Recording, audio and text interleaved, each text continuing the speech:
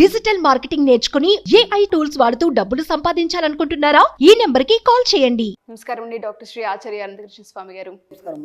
అసలు క్లాసెస్ ఎప్పుడెప్పుడు ఉండబోతున్నాయి? చాలా మంది అడిగేది క్లాసుల వివరాలు చెప్పండి అని. ఒకసారి దాని గురించి. మనకి 2024 14th జూలై మనకి హైదరాబాద్లో ఉందమ్మా. అలాగే 28 జూలై బెంగళూరులో ఉంటుంది. 14th ఆగస్ట్ వచ్చి విజయవాడలో ఉంటుంది. 11th ఆగస్ట్ వచ్చి అనంతపూర్లో ఉంటుంది. అలాగే మనకు 25 ఆగస్ట్ వచ్చి మనకు స్పెషల్ క్లాస్ ఉంది. స్పెషల్ క్లాస్ మ్యాక్సిమం అటెండ్ చేసే వాళ్ళు ఒక రెగ్యులర్ క్లాస్ అటెండ్ చేసే ప్రయత్నం చేయండి. చేస్తే మీకు స్పెషల్ క్లాస్ చాలా బాగా అర్థమవుతుంది. అలాగే 1st సెప్టెంబర్ నుంచి విశాఖపట్నంలో ఉంటుంది. అలాగే 8th సెప్టెంబర్ వచ్చి తిరుపతిలో ఉంటుంది. అలాగే మన 15th సెప్టెంబర్ వచ్చి మళ్ళీ రాజమండ్రిలో ఉంటుంది. ఏదైనా క్లాసెస్ వీలైన తొందరగా ఎన్రోల్ చేసుకోండి. 639వ ఎపిసోడ్ 38వ ఎపిసోడ్లో మనం మాట్లాడుకుంది ఏంటంటే అంతర్భాషణ. అది ఏదైతే చెప్తూ ఉంటుందో దాన్ని వినండి, ఖచ్చితంగా మీకు ఏదైతే రైట్ ప్రాసెస్ ఉంటుందో అది మాత్రమే వెళ్ళడం జరుగుతుందని చెప్తున్నారు. చాలామందికి అది ఏ విధంగా ఐడెంటిఫై చేయాలో తెలియదు. అని దాంతోపాటు కావాల్సిన కోరిక కావచ్చు, బట్టలు కావచ్చు, ఆభరణాలు కావచ్చు, ఆడవాళ్ళ విషయానికి వస్తే పొందాలి అనుకుంటూ ఉంటారు సార్. వాటిని ఎలా ఆకర్షించాలి? అక్కడ విచిత్రం ఏంటంటే నేను దాంట్లో ఏం చెప్పానంటే మనం ఎక్కువ మాట్లాడేస్తుంటాం. ఎప్పుడైతే మనం మాటలు తగ్గించుకుంటామో అప్పుడు మాత్రమే ఆ వాయిస్ వినిపిస్తుంది మీకు, దాంతో మాట్లాడండి అని చెప్పి. ఇప్పుడు ఒక ఫంక్షన్కి వెళ్ళారు, సపోజ్ ఆడవాళ్ళు కానీ మగవాళ్ళు కానీ ఎవరైనా సరే ఫంక్షన్కి వెళ్ళినప్పుడు ఏం మాట్లాడుకుంటారు? గాసిపింగే ఉంటుంది సార్. అంటే ముందు చూడగానే బాగున్నారా అని అడుగుతారు. అంతవరకు ఓకే. బాగున్నారా తర్వాత ఇంకా మాట్లాడకుండా ఏముండదు కాబట్టి ఏమైనా కొత్త చీరలు కానీ నగలు కానీ ఉంటే ఇది ఎక్కడ కొన్నారని అడుగుతారు. అంత తప్ప మగవాళ్ళు అయితే ఏం చేస్తారంటే ఇక భోజనాల దగ్గరకు వచ్చిన తర్వాత ఏదో కబుర్లు చెప్పుకుంటే ఏం చేస్తున్నావు, ఇప్పుడు ఏం చేస్తున్నావు, ఆ తర్వాత మళ్ళీ వీళ్ళందరూ కలిసి ఒక డిస్కషన్, ఒక ఫ్యామిలీ అంతా ఒక దగ్గర ఉన్నప్పుడు డిస్కషన్ ఏమొస్తుందంటే మామగారికి బాగాలేదు, అత్తగారికి బాగాలేదు, లేకపోతే ఆరోగ్యం బాగాలేదు, లేకపోతే డబ్బులు పంపించి ఇవే తప్ప ఏనాడు కూడా ఎవరైనా సరే ఒక్కరితోని ఏ టైంలో అయినా సరే ఎప్పుడైనా నువ్వు డబ్బు ఎంత సంపాదించావని అడిగారా? లేదు సార్, అసలు టాపికే రాదు. ఈ ఆలోచన రాలేదు కదా. అంటే మనం డబ్బు గురించే మాట్లాడాలి, ఎప్పుడైనా గుర్తుంచుకోవాలి. మన సబ్జెక్ట్లో మనం ఏం చేస్తామంటే నిరంతరం డబ్బు గురించే చర్చ చేస్తాం. ఏది మాట్లాడినా డబ్బుతో లింక్ పెడతాం. మనకు ఆవు కథ ఉంటుంది, ఏ స్టోరీ చెప్పినా మళ్ళీ ఆవు కాడికి వస్తుంది. మన ఆవు డబ్బు కాబట్టి మనం డబ్బు గురించే మాట్లాడతాం. అర్థమైందా? ఇప్పుడు ఉసుమని కబుర్లు బోలెడు ఉంటాయి, వాటి అన్నిటితో మనకు పని లేదు. మనం ఏం చేయాలంటే ఒక ఫ్రెండ్ కానీ ఎవరైనా సరే ఫోన్ చేసినప్పుడు నువ్వు ఎంత సంపాదించినావు అని అడగాలి. అంటే నువ్వు సంపాదించి ఉండాలి మళ్ళీ దానికి తగ్గట్టుగా. అర్థమైంది? అంటే నిరంతరం డబ్బు పరమైన ఆలోచనలు పట్టించినప్పుడు ఏమవుతుంది, మాటలు తగ్గిపోతాయి. అర్థమైంది? ఇప్పుడు నువ్వు ఎంత సంపాదించినట్టు ఏటి వ్యక్తి అని చెప్పలేడు కదా. చెప్పలేనప్పుడు ఏమైపోతుంది, ఇంకా వాయిస్ ఉంటుంది కాబట్టి నీతో ఏదో డిస్కషన్ చేయడు. కాల్ చేసినప్పుడు కూడా అరే అలా వాడు అలా అడుగుతాడు కాబట్టి ఇంకా వాడితో మాట్లాడడానికి ఏం లేదు, మాటి కాల్ చేయడు. అలాగే ఎక్కడైనా మీరు ఫంక్షన్లో కనుక డిస్కషన్స్లో కూడా ఇవన్నీ ఏమి కాదు, మీరు ఎంత సంపాదించారు, సంపాదించడానికి ఏం చేస్తున్నారు, ఇట్లాంటి మాటలు మాట్లాడాలి. అందుకే నేనేమంటానంటే మన మణిమంత్ర సభ్యులు ఎవరైతే ఉన్నారో ఎప్పుడెవరో క్లాస్కి వచ్చిన వాళ్ళు మ్యాక్సిమం మాటలు తగ్గించేస్తారు. వాళ్ళ గ్రూప్లో అవన్నీ డిస్కషన్స్, గుడ్ మార్నింగ్లు, గుడ్ ఆఫ్టర్నూన్లు అవన్నీ ఏమి ఉండవు మన సబ్జెక్ట్లో. మన సబ్జెక్ట్లో జస్ట్ మన మణిమంత్ర గ్రూప్లో ఏముంటాయంటే ఓన్లీ డబ్బు, సంపద, ఐశ్వర్యం గురించే ఉంటాయి. ఎవరైతే సంపాదించారో ఆ ఫొటోస్ పెట్టడం, లేదంటే ఒక కొత్త వస్తువు కొన్నారు అది పెట్టడం, ఇవన్నీ మనకి ఎంత ఆహ్లాదాన్ని ఇస్తాయి. అవునా కాదా?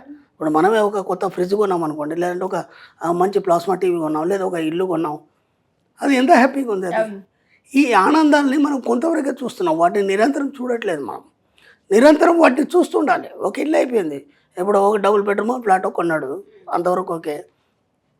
నాకు తెలిసి ఒక వ్యక్తిని చూశాను, చాలాసార్లు కనిపిస్తాడు, చాలా చిన్న పని చేస్తుంటాడు అబ్బాయి. సడన్గా నా దగ్గరకు వచ్చేసి థ్యాంక్ యూ గురువు గారు అన్నాడు. అదేంటయ్యా ఎప్పుడు లేని ఇలా కొత్త థ్యాంక్స్ చెప్తున్నావు అంటే అని అన్నాడు. మీ వీడియోలు చూసిన తర్వాత నేను ఇల్లు కొన్నాను సార్. నాకు అసలు ఎలాంటి సోర్స్ లేదు, నెలకు 15-20 వేలు శాలరీ, ఇంకా అంతకంటే సోర్స్ ఏం లేదు అతనికి. ఏదో చిట్టో ఏదో వేసుకున్నాడు, జమ చేసుకున్నాడు, టకిమని ఇల్లు కొనేసాడు. ఎంత కొన్నావు అంటే ఇంత కొన్నానని చెప్పాడు. నాకు చాలా హ్యాపీగా అనిపించింది. మీ వీడియోలు చూసి ఇల్లు కొన్నానండి. నాకు అంతకుముందు అసలు ఆలోచన కూడా లేదు, ఏదో రెంట్ ఉంటున్నాం అయిపోతుంది కదా అనుకున్నాను. కానీ మీ వీడియోలు పదే చూస్తున్నాను, నాకు ఎందుకో ఇల్లు కొనాలని ఆలోచన వచ్చింది, కొన్నాను. అంటే ఆలోచనని నువ్వేం చేయాలంటే ఫస్ట్ ఆలోచనని కోరికగా మార్చుకొని దాన్ని తీవ్రతరం చేయాలి. ఏదైనా సరే అప్పుడేమవుతుంది, నీ జీవితంలో ఏదైనా సాధింపబడుతుంది, ఏదైనా వస్తుంది నీ జీవితంలోకి. మనం ఏం చేస్తామంటే అవసరాన్ని బట్టి మాత్రమే ఆలోచిస్తాం. మిగతా సమయంలో ఎప్పుడు కూర్చొని కబుర్లు ఎక్కడ పోతే అక్కడ ఇవన్నీ పనికిరాని మాటలు, ఏదో సమాజ విషయాలు లేకపోతే రాజకీయాలు ఇవన్నీ మాట్లాడుతూ ఉంటాం. కాబట్టి నేను అంతర్ సంభాషణ వినండి అంటే దాని మీనింగ్ ఏంటంటే నీకు ఎప్పుడు కూడా అంతర్ సంభాషణ ఉన్నతి వైపు నడిపించాలని చూస్తుంది. మనం దాన్ని వినడం లేదు కాబట్టి మనం ఫెయిల్ అయిపోతున్నాం ప్రతి దగ్గర.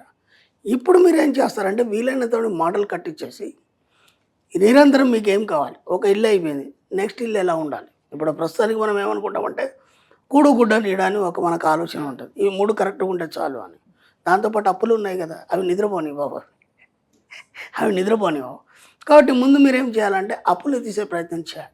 అంటే ముందు జీరో అయిపోవాలి. మీరు జీరో అయిపోతే కానీ మీకు డబ్బు అనేది కనిపించదు. అప్పటి వరకు మీరు ఎంత ప్రయత్నించినా ఎంత సంపాదించినా సరే అప్పుల కింద వడ్డీల కిందనే పోతాయి. కాబట్టి మీరు డిసైడ్ అయిపోవాలి ఫస్ట్. ఎందుకంటే మగవాళ్ళు చేసే అప్పులు మగవాళ్ళకు ఉంటాయి, ఆడవాళ్ళు చేసే ఆడవాళ్ళకు ఉంటాయి. ఎందుకంటే ఒక స్ట్రీట్లో కానీ లేకపోతే పక్కింటి వాళ్ళు కానీ అందరు కలిసి ఏదో చిన్న కిట్టి పార్టీలో చిట్టీలు అవన్నీ వేసుకొని దాంట్లో మళ్ళీ డబ్బులు తీసుకొని అది పెద్ద పెద్ద పెరిగిపోతుంటుంది. ఒకసారి ఊహించండి, అసలు అవన్నీ లేకుంటే ఎలా ఉంటుంది. నాకు ఎవడు క్వశ్చన్ చేయొద్దు, ఫోన్ చేసి నాకు నువ్వు డబ్బు ఇవ్వాలని క్వశ్చన్ చేయొద్దు. అలాంటి జీవితం అయితే ఎలా ఉంటుంది ఒకసారి ఆలోచించండి. ఎంత హ్యాపీగా ఉంది, ఎంత హాయిగా ఉంది అది, అవునా కదా. మనం ఎప్పుడు ఇచ్చే ప్రకారంగానే మనం చేయిపోయి ఉండేటట్టు మనం ఆలోచన చేయాలి. ఇచ్చే ప్రకారం చేయి ఉండాలన్నప్పుడు మనం ఏం ఆలోచించాలి, నువ్వు ఎక్కువ సంపాదించాలని ఆలోచించాలి. ఎప్పుడు మనం ఇచ్చే స్థాయికి వెళ్తామంటే మనం ఎక్కువ సంపాదించినప్పుడు ఇచ్చే స్థాయికి వెళ్తాం కదా. మరి ఎక్కువ సంపాదించాలంటే ఏం చేయాలి, విశ్వాన్ని అవకాశాలు అడగాలి. నేను సంపాదించడానికి నాకు బోలెడు అవకాశాలు ఇవ్వాలని అడగాలి. ఎందుకంటే విశ్వం అంటే ఎవరో కాదు, నీ ఇన్నర్ మైండ్. అడిగినప్పుడు కదా అది నీకు సంపాదనకు సంబంధించిన దారులన్నీ ఓపెన్ చేస్తుంది. ఇప్పటిదాకా మనకి ఎలా అడగాలి, ఎవరిని అడగాలి, ఏం చేయాలి ఇవన్నీ తెలియదు. ఏదో ఆయన తెస్తున్నాడు, చేస్తున్నాం, పనుల ముందు నడుస్తుంది తప్ప ఇదంతా సబ్జెక్టు మనకు తెలియదు. ఇప్పుడు ఒక్కొక్కటిగా ఫస్ట్ మనం ధనవంతులు కావడానికి లేదా డబ్బు సంపాదించడానికి మన యాటిట్యూడ్ని మార్చుకుంటూ ఇక్కడ దాకా వచ్చాం. వచ్చిన తర్వాత ఇప్పుడు మనం ఎలా అడగాలి, ఎలా సంపాదించుకోవాలి, ఎలా మనం సమాజంలో ప్రవర్తించాలి, మన కొలీగ్స్తో మనం ఎలా ప్రవర్తించాలి, ఇవన్నీ ఒక్కొక్కటిగా మార్చుకున్నప్పుడు కదా మీ జీవితంలోకి డబ్బు అనేది రావడం జరుగుతుంది. అది ఎలా రావాలి అంటే ఏదో అవసరం నిమిత్తం రావద్దు. మనం ఏం చేస్తామంటే సపోజ్ ఏదో అర్జెంట్ అవసరం ఉంది, ఇంట్లో ఏదో కార్యం ఉంది, దానికి సరిపడా హడవుడు పడి మళ్ళీ అప్పే. ప్రతి కార్యానికి అప్పు చేస్తుంటే ఏనాడు నీ సొంత డబ్బు పెట్టి చేయవా, ఆ ఆలోచన నీకు ఎందుకు రాలేదు. నేను చాలామంది చూశాను, మధ్యతరగతి కావచ్చు, ఉన్నత తరగతి వాళ్ళు కూడా ప్రతిదానికి అప్పులు చేస్తారు. అప్పు అనేది ముందు జీవితంలోకి వెళ్ళి తీసేయండి. ఫస్ట్ అది తీసేయండి. మన సబ్జెక్ట్లో అది లేదు, అప్పు అనేది మన సబ్జెక్ట్లో లేదు. నెగిటివ్ కదా, నెగిటివ్ ఏది మన సబ్జెక్ట్లో ఉండదు కదా. కాబట్టి దాన్ని ముందు తీసేయండి. ఒక ఫ్యామిలీ ఉంది, పెళ్ళయింది, న్యూ కపుల్స్, పాప పుట్టింది. పాప పుట్టగానే ప్లాన్ చేస్తారు, ఏమన్నా అమ్ము ఈ అమ్మాయి పెద్ద అయిన తర్వాత ఖర్చులు సరిపోతాయి లేవని చెప్పేసి ఆ పాప పేరు మీద ఎంతో కొంత ఫిక్స్ డిపాజిట్ చేస్తారు. ఓకేనా. ఇప్పుడు ఈ పాపకి 25 ఏళ్ళు వచ్చిన తర్వాత నువ్వు పెళ్లి చేయవు. ఓకేనా. 25 సంవత్సరాలకి నువ్వు ఈ ఫిక్స్ డిపాజిట్ చేసింది సరిపోతుందా, అప్పటికి ఎన్నో రెట్లు నీకు అవసరం ఉంటుంది. అప్పుడు ఏమనుకుంటారు, అది ఉంది దాంట్లోకి ఇంకా కొద్దిగా అప్పు తెచ్చి పెళ్లి చేస్తే, అంటే ఇప్పుడే నువ్వు డిసైడ్ అయినవి ఏంటంటే అప్పటికే అప్పు తెచ్చి నేను పెళ్లి చేస్తాను, అప్పు లేకుండా చేస్తాను ఆలోచన ఒక్కసారి రాలేదా నీకు, అర్థమవుతుందా. ప్రతిదానికి మనం దానికి ముడి పెడతాం. ఇప్పుడు డిజైన్ ఎవరు ఇచ్చారు, మీరే ఇచ్చారు అప్పు చేస్తానని. విశ్వం ఏం చేస్తుంది, మీకు అప్పు చేస్తే నా పెళ్లి చేయదు, అర్థమవుతుంది. నువ్వు అప్పు చేస్తే నా పెళ్లి చేయదు. కాబట్టి అప్పటి ఫ్యూచర్ కదా, 20 సంవత్సరాల దాకా ఇప్పటికి ఇలాగే ఉంటాయి పరిస్థితులు. అంటే ఆ 25 సంవత్సరాల తర్వాత కూడా నేను బాగా సంపాదిస్తాను, అప్పులేని జీవితాన్ని ఆనందంగా గడుపుతాను అనే ఆలోచన నీకు రాలేదు. ఇప్పుడంటే సిచ్యువేషన్ కొద్దిగా నీకు ఇప్పుడిప్పుడే పెళ్లి చేసుకున్నావు, ఉన్న జీతంలో నువ్వు వెళ్ళగొట్టాలి. కానీ 20 సంవత్సరాల తర్వాత కూడా నీ ఆలోచన ఇప్పుడే ఫిక్స్ చేసిన తర్వాత 25 సంవత్సరాల తర్వాత కూడా ఇదే ఆలోచన అక్కడ పనిచేస్తుంది తప్ప కొత్త ఆలోచన పనిచేయదు. ఇంత ఇంపాక్ట్ని క్రియేట్ చేసి ఇది ఎంత సూక్ష్మంగా ఉంటుంది, ఇది ఎవరికి అర్థం కాదు. ఇది అర్థమైందా. ప్రతిదానికి మనమే డిజైన్ చేసి ఇది ఇలా అని ఫిక్స్ చేసినప్పుడు విశ్వంలో రికార్డ్ అయిపోయి దాని విధంగానే జరుగుతుంది. కాబట్టి మీరు ఏది ఫిక్స్ చేయకండి. ఏదైనా సరే మన సబ్జెక్ట్లో నీరు పళ్ళ మేరకు, అంటే నీరు ఎడిపోతే అటు వెళ్ళిపోవాలి, ఎక్కడ కూడా వ్యతిరేకంగా పోవడానికి లేదు. కాబట్టి దేనికి మీరు ఫిక్స్ చేయకండి, అన్నిటికీ విశ్వానికి అప్పచెప్పండి. ఆ సమయానికి అన్ని సమయానుకూలంగా తయారైపోతాయి. హాయిగా మీరు అప్పులేని జీవితాన్ని హాయిగా గడుపుతారు. తప్పకుండా సార్. నీరు ఎలా అయితే ప్రవహిస్తూ వెళ్ళిపోతూ ఉంటుందో ప్రశాంతంగా ఆహ్లాదంగా జీవితాన్ని కూడా అలా ముందుకు తీసుకెళ్ళాలి. బ్రహ్మాండంగా. Thank you sir, thank you so much. Thank you.